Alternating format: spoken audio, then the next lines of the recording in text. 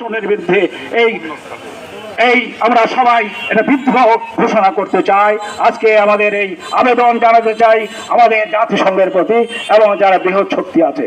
আমাদের সরকার কাজ করছেন, আমাদের বিশেষ করে বিএনপি বাংলাদেশ জাতীয়তাবাদী দল আমাদের এই নিগৃহীতের প্রতি, এই অপশাসনের প্রতি, এই আগ্রাসনের প্রতি বিদ্রোহ জানিয়ে আসছে বহুদিন যাবৎ। বিগত কয়েকদিনও তারা বিদ্রোহ জানিয়েছে। আমরা তারই অংশ হিসাবে আমাদের কেন্দ্রীয় নেতৃবৃন্দের আদেশ এবং আমাদের নিজেদের অনুপ্রেরণা, আমাদের নিজেদের ফিলিংস, আমাদের আত্মপ্রত্যয়, আমরা মুসলমানের সাথে মুসলমান হয়ে ঐক্যবদ্ধ হয়ে আমরা যুদ্ধ করতে চাই। আমরা যুদ্ধ মানে শান্তির যুদ্ধ, আমরা প্রতিবাদ জানাতে চাই। সুতরাং ভাইসব, আপনারা এখানে দূর দূরান্ত থেকে এসেছেন, আপনাদের অনেক বলার আছে, অনেক বলে চাওয়া আছে। আমি আপনাদের ওয়াদা করতে চাই, আপনারা যদি আমাকে নেতা হিসেবে মেনে নিয়ে থাকেন তাহলে আপনাদের যা চাহিদা আমাদের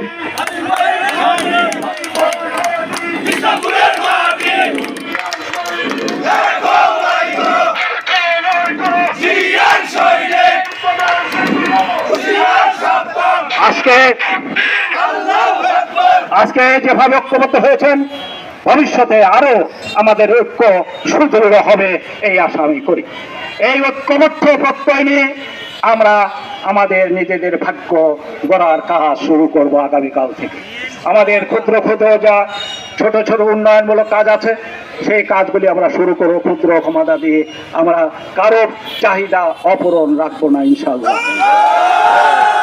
আমাদের যে কথাটা বলেছি, বড় চাহিদা, বড় আশা, আমাদের বড় স্বপ্ন থাকতে হবে।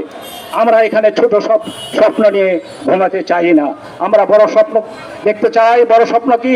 এই উপজেলা বাংলাদেশের একটি মডেল উপজেলা হিসাবে আমরা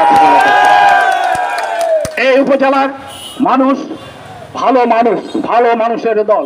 যেমন বিএনপিকে আমরা ভালো মানুষের দল বলে ঘোষণা করতে চাই, তেমনি ভাবে এই উপজেলা হবে ভালো মানুষের একটি উপজেলা। এখানে সৎ মানুষ, এখানে অসৎ মানুষের কোনো জায়গা হবে না। এখানে যারা কার্যক্ষম, যাদের দক্ষতা আছে তারাই বাস করবেন। দক্ষতা নিয়ে নিজের হাতে নিজেরা কাজ করে, উদার হাতে যেমন আমাদের শহীদ প্রেসিডেন্ট জিয়াউর রহমান খাল খনন করে খাদ্যে স্বয়ংসম্পূর্ণ হয়েছেন, আমরা অস্ত্র হাতে না নিয়ে আমরা কোদাল হাতে নিতে চাই।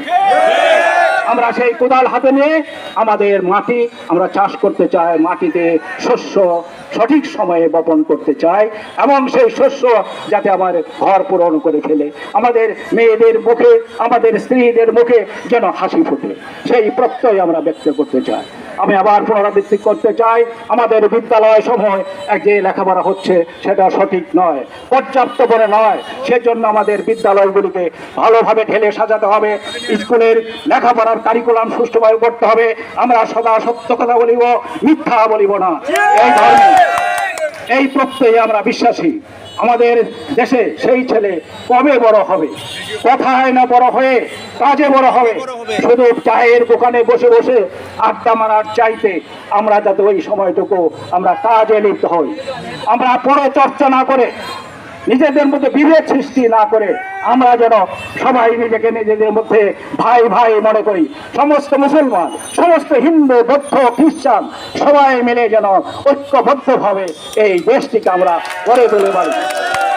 ভাই সাহেব অনেকক্ষণ দাঁড়িয়ে আছেন, আপনাদের কষ্ট হচ্ছে আমি জানি, অনেক কথা বলার আছে, আমার হৃদয়ের অনেক ব্যথা আছে, অনেক সুখ আছে, সে সমস্ত হয়তো বলার সুযোগ হবে একদিন।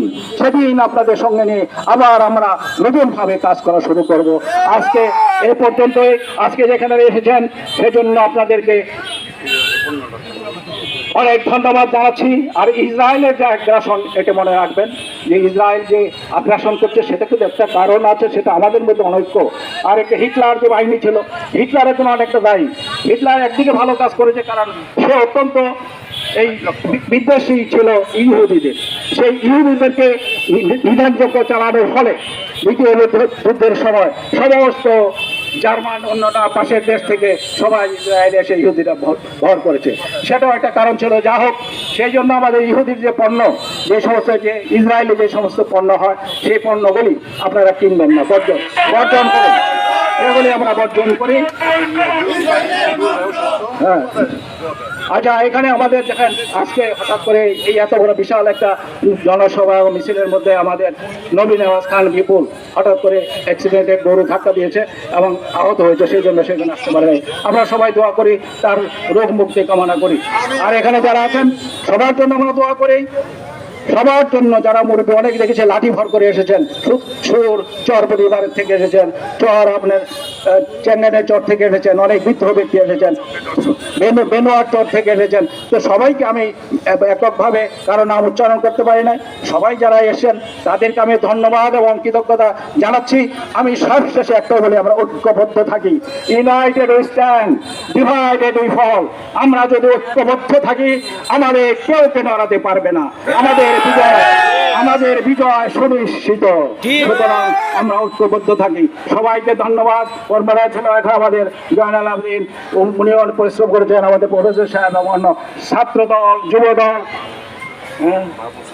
মাহবুব, আমি নাম বলতে চাই অনেকের নাম, তিব্বত এবং আমাদের যারা এখানে কেন্দ্রীয় নেতা সবাই আছেন,